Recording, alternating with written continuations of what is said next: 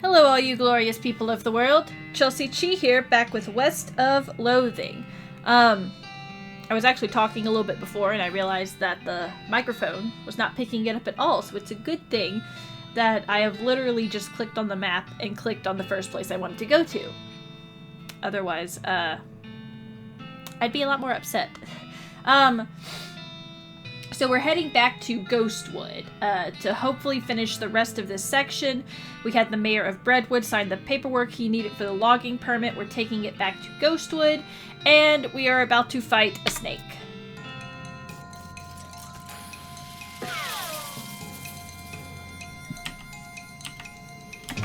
Sure. Perfect. Easy peasy, lemon squeezy.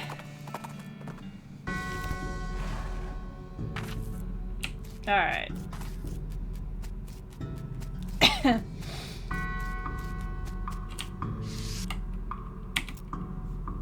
Knock knock. Hello, Miss Chee. How can I be of service? Okay, I've got the mayor's signature on this logging permit form. Great, just sign the last line at the bottom where it says receipt.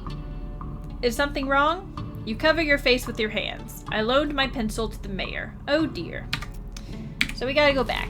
It's a good thing I saved this for the next video, so I didn't have to do this, because it was such a headache, that whole last video. Hopefully you guys enjoyed it, though.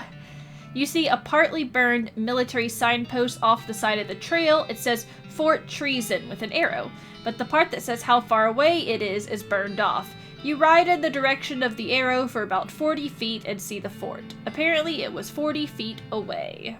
We'll go there in a second. I don't even see it anywhere on there that's 40 feet away. Mayor, give me my pencil back. Excuse me, Mayor. Yes? You still have my ghost pencil. I need that. Oh, terribly sorry. I think it's haunting my beard. Ah, here you go. Thank you. Thank you very much. No interactions. So I can hopefully be done with this. ASAP. Okay. Scribble. Alright, that's everything taken care of. Breadwood's logging permit is hereby approved. Finally. Wonderful. Processing will take about 48 hours. What? Well, everything has to be filed, and the actual permit has to be printed, and so on. You can pick it up in 2 days. We'll tell the mayor that later. We gotta come back 2 days for our alcohol anyways. Let's go to the post station. You find an abandoned crate on the side of the trail addressed to Fort Treason. I guess who was ever in charge of delivering it figured, well, screw those guys. You crack open the crate's hard outer shell and collect the sweet inner meat. Except it isn't meat, it's items. That analogy wasn't very good. Because meat is the currency of this world. We would have much preferred it to be meat. It says, Postal Service property, no trespassing. We're going to be trespassing. Ah, and indeed we have. Stack of old newspapers. There's an undelivered letter underneath the stack to Roy Bean. Nothing interesting. Oh wait, there's actually a postcard in here that you could use. Cool, another blank postcard.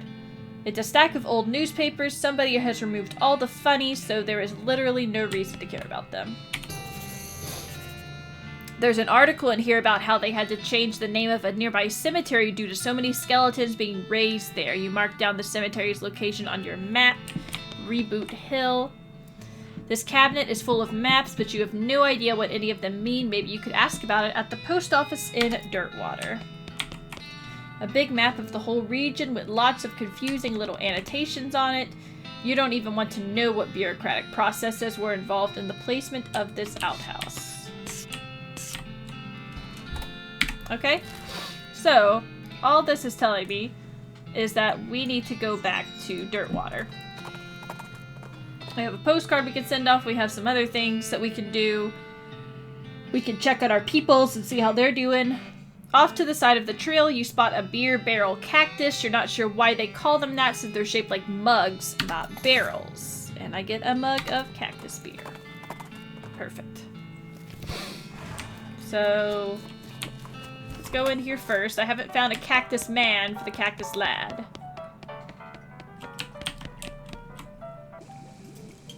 I don't think I need to go back in here. Yeah.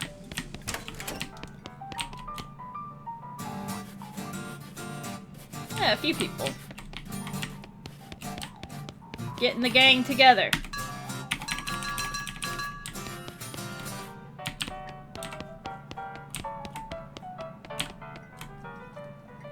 Show him the helmet. Interesting. His eyes light up. Well, one of them does. The other one's kind of stuck in a perpetual squint. Does this belong to you? He takes the helmet from you. It takes him a long moment to find his voice. It does. A long time ago. I don't suppose there was anything else where you found that. You mean this? Yeah, that's the stuff. Could I? Yeah, here you go. He cracks the bottle open and drinks deeply. After a few moments, his demeanor changes entirely. He looks like a man 20 years younger. Would you like to hear a story? Yes. Ellsbury tells you a tale about a dreamlike realm where intelligent beasts perform plays for intelligent cats. Something about that story. You really lost yourself in it.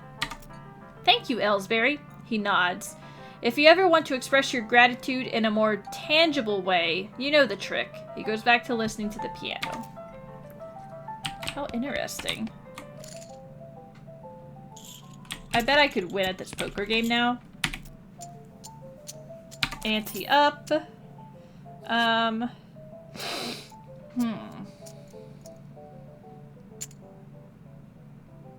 Gumptiously strategize. You reach over and take one of Otis's cards without even trying to be sneaky.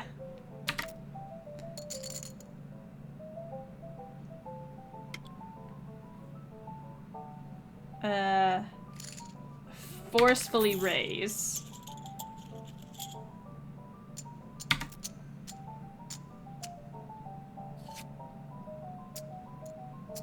Still 30%.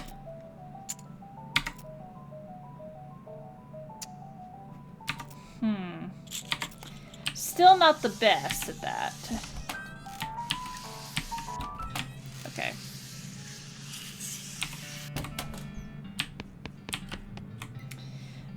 Hey, I need some help tracking down some missing mail. How do you mean?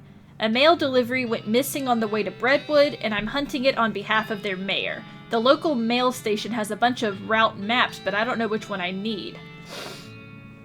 Well, that information ain't exactly a secret, but I ain't supposed to just give it out either.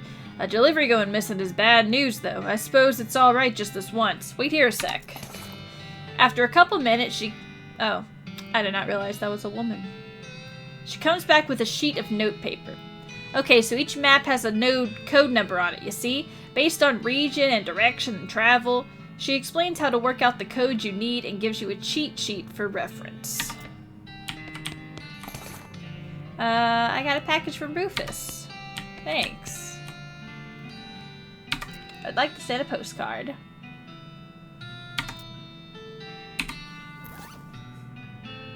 Let's check the package from Rufus.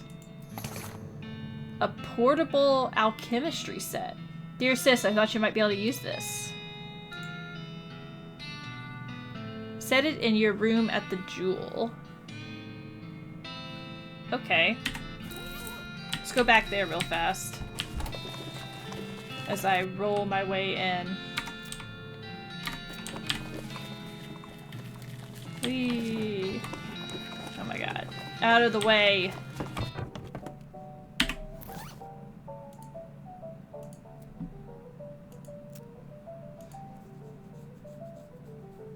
I need to take that letter to Roy Bean. Ooh, so now I can make stuff here. Instead of going back to that, instead of going back here to the old medicine show. Back to the postal station. What the heck? A ranting, flailing man that has just burst out of the woods and is running straight for you. He's wearing a strange dome-shaped metal hat, which bristles with wires and odd protrusions that crackle intermittently with bright blue sparks. He seems upset. Yeah. And we're gonna trick him into taking off the hat. Spiders, or whatever you're freaking out about, they're on your head. Inside my head! No, just on the top. Take the hat off. The man scrambles frantically at the metal hat, and a bright blue flash momentarily blinds you. When your vision clears, the man is lying still with his eyes rolled all the way up into his head. Poor guy. What in the hell was that all about? You pick up the strange helmet and stow it carefully in your pack. Enter. Ugh. Not very good. Not good at all.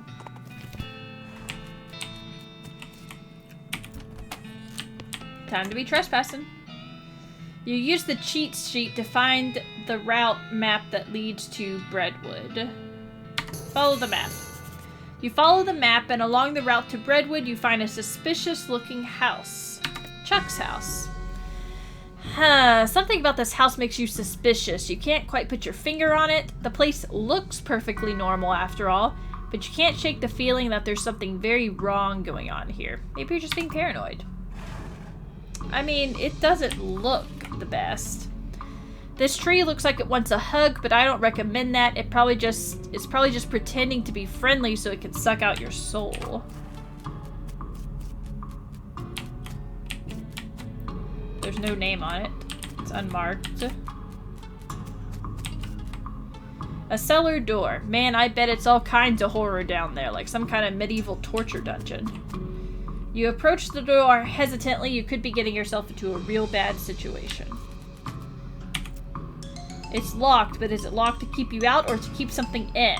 Whoa, it's plot co-lock. A plot co-lock. Those things are unpickable. You knock on the door. A voice inside calls out, "Come in! It's open!" It's always open. The door creaks open, and you step inside the house. The interior is an absolute nightmare. The walls are covered with rusty chains and hooks, as well as a variety of wicked-looking knives and shears. A man of indeterminate age and slightly hunched posture grins widely as you enter, his eyes gleaming. He's standing near a very large puddle of blood on the floor. Hello, my name is Chuck. Welcome to my little blood and breakfast. Your what? Blood and breakfast. Oh, sorry, I have a lisp. A lisp? Yes, it makes lewd sound like lewd. Bead and breakfast. I see. People also tell me I emphasize words oddly, but I don't get that at all. How interesting, Chuck. There's a lot of blood on the floor here. I can't help but notice you have a giant pool of blood on your floor. Blood?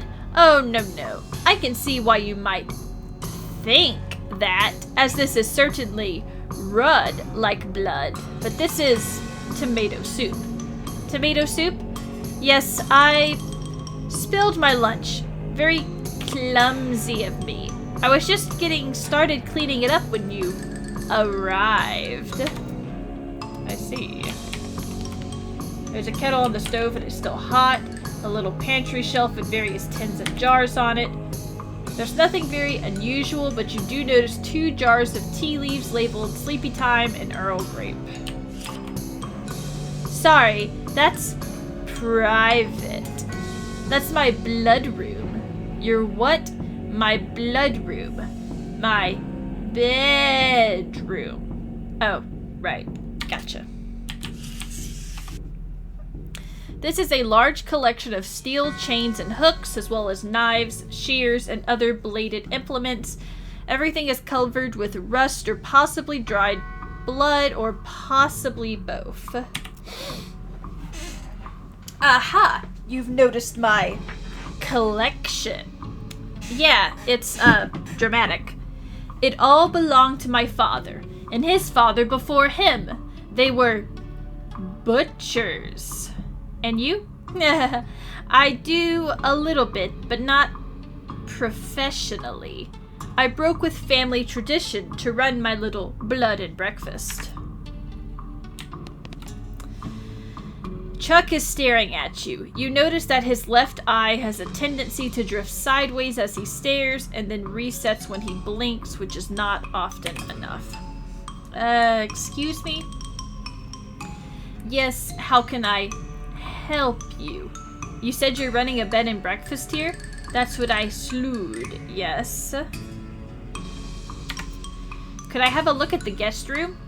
It's in the cellar, but I'm afraid it's unavailable at the moment. My last guest has only just checked out, and I still need to clean up the mess.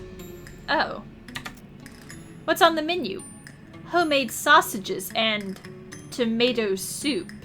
I also have a special tea blend that's a real knockout. What kind of sausages? Long pork sausages. My grandfather's own recipe.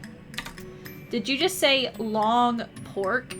That's right. I make them longer than regular pork sausages. They're more filling that way. This is puzzling and uncomfortable for many different reasons. You mentioned a special tea blend? Yes, a special herbal blend that puts my guests right to sleep. It's very effective. Huh. Has the mailman been by recently? Why, yes, my last guest was a mailman. Such a nice fellow. It's a shame he's no longer with us. I hope you mean that he left. I like to think he'll always be here, in spirit. So, not exactly sure what to do.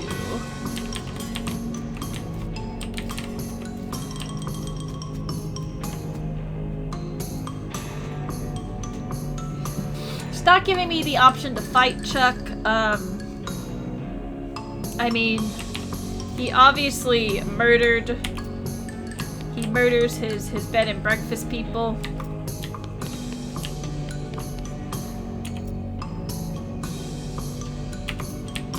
So this might be all I can do here.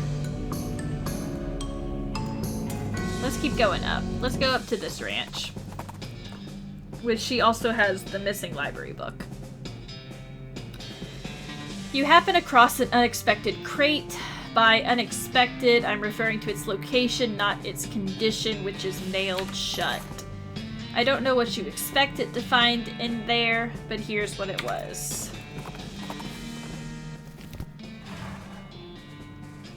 Oh, like cows, I see. I don't have very much EXP.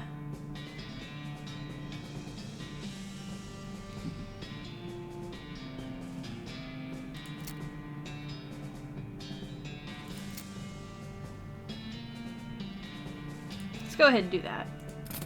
Alright. There's no way past these cows except through these cows. It's fine with me.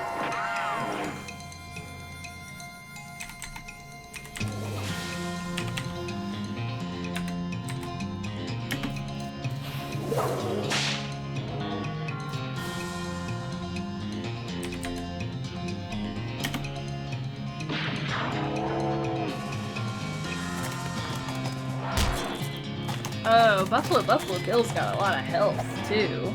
That's pretty nice.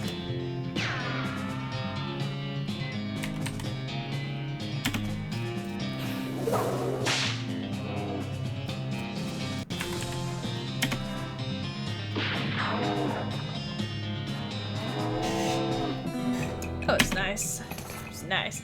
You insisted those little doggies get along.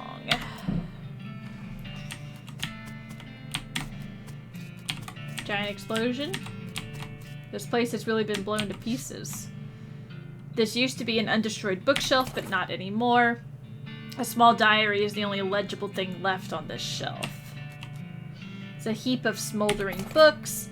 You managed to find part of the overdue book from the Brentwood Library. A mostly destroyed bookshelf. You managed to extract one non-destroyed book from the collection. A solid steel vault door.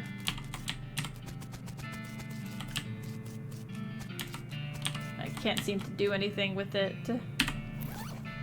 Let's go ahead and read. You flip through the diary. Most of it is uneventful, describing the life of a woman who likes books and isn't interested in much else. It ends with a passage about a soldier from the nearby fort warning her about some kind of danger he wouldn't specify. So she moved her most valuable books to the cellar and took the ordinary precautions, e.g. boarding up the windows and not leaving the house at night. Turns out that isn't much good against cannonballs. I can only learn one. Afterwards, you accidentally drop the magazine in a puddle, ruining it. Okay. Let's go here to the military cemetery. Your transponder beeps, indicating an ordinary-looking copse of trees just over the ridge. Burial plots, eternal flame. And there's a shovel here.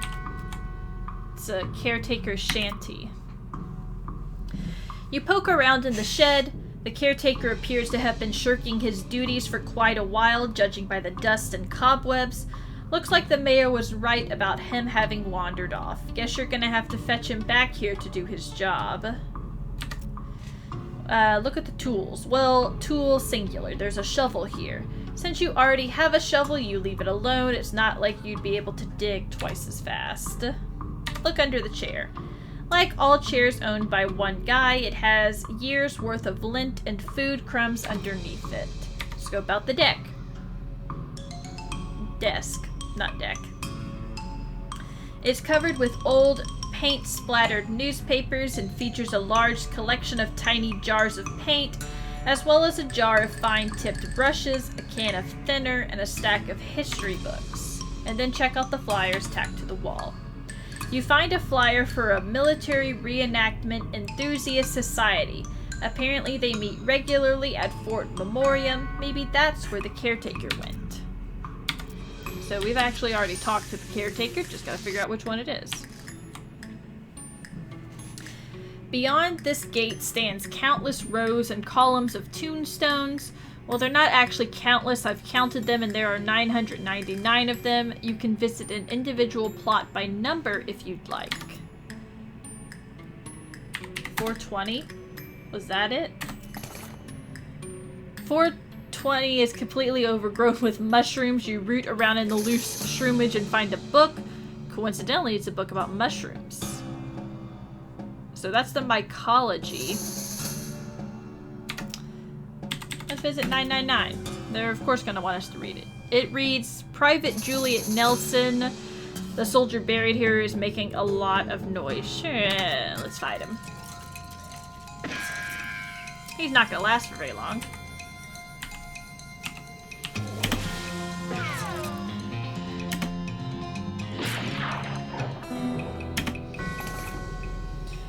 I feel like there was probably another plot I needed to look at. Eternal Flame. I hope you didn't invest in a hedge fund, because these are just now a pointy, worthless mess. Do not touch Eternal Flame. This goblin is roasting a weenie over the Eternal Flame. I am pretty sure you're not supposed to do that. No, it is good fire, not to wasting it.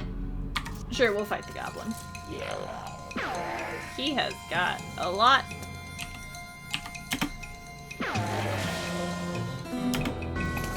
You teach the goblin not to play with fire, at least not special commemorative fire, and not while you're around. Sorry, goblin guy.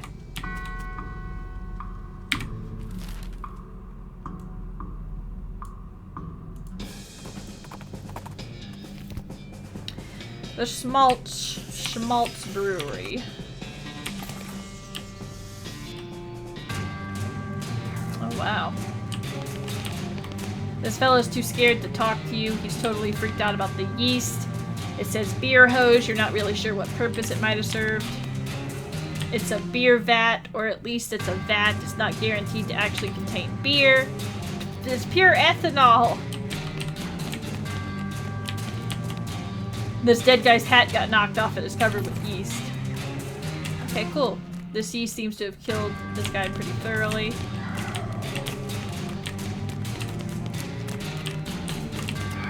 Some kind of crazy yeast monster has apparently broken loose from the vats and eaten some of the bandits. I guess they brewed up something they couldn't put down. They could barely control it. You'll have to hop to it if you want to prevail here. Haha, the puns are amok.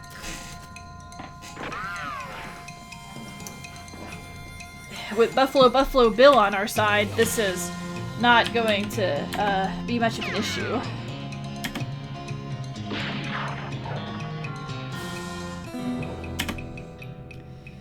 Cool.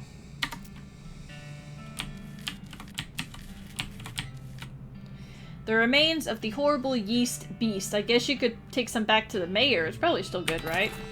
Cool. So, this whole yeast theft biz doesn't seem to have gone well for you guys. Yeah, no, oh geez, are you a bounty hunter? Relax, the mayor just wants his yeast back. He didn't say anything about hauling you in. Phew, okay, well, the yeast is in that revolting pile. So what happened here? Well, we got bored of bread is all. I know a bit about brewing, and we figured if we came back with a couple kegs, nobody would mind so much that we stole the yeast. No offense, but it seems like you aren't much of a brewer. Hey. Well, ideally, you wouldn't want to end up with a ravenous yeast monster. That wasn't my... Okay, well, I guess it was my fault. But I didn't understand what happened. These vats are old, and we didn't clean them properly. But I understand what happened. These vats are old, and we didn't clean them properly first because we were in a hurry.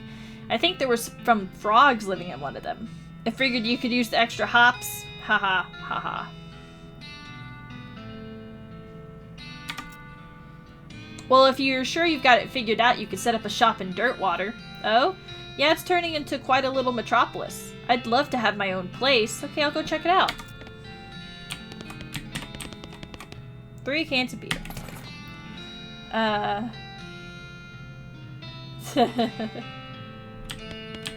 Interesting. Sorry, buddy. Now he's too grumpy to talk to you. He's just angrily muttering about yeast. You're under arrest. For what? Stealing about 2 handfuls of yeast? Yes. And the sentence is for what? About 3 days in jail? And does Breadwood actually have a jail? Alright, I'll let you off with a warning this time. Fort Treason. Your El Vibrato transponder thingy bleeps, and you follow the bleeps to a shallow cave that you think might be a bear den.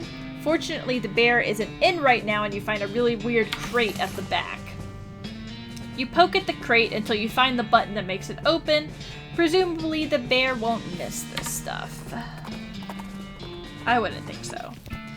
Alright, so before we head inside to Fort Treason, we're going to do that in the next video, actually. And eventually we will make our way back to Breadwood and hand all this stuff over to the mayor, or what we can, at least. I really don't want to go to sleep and make 2 days go by. 2, 3, I will do 4, because then the stuff will be grown. Mostly because then I have to get all my stats back up. It would be nice to, like, eat and drink some more, but, yeah.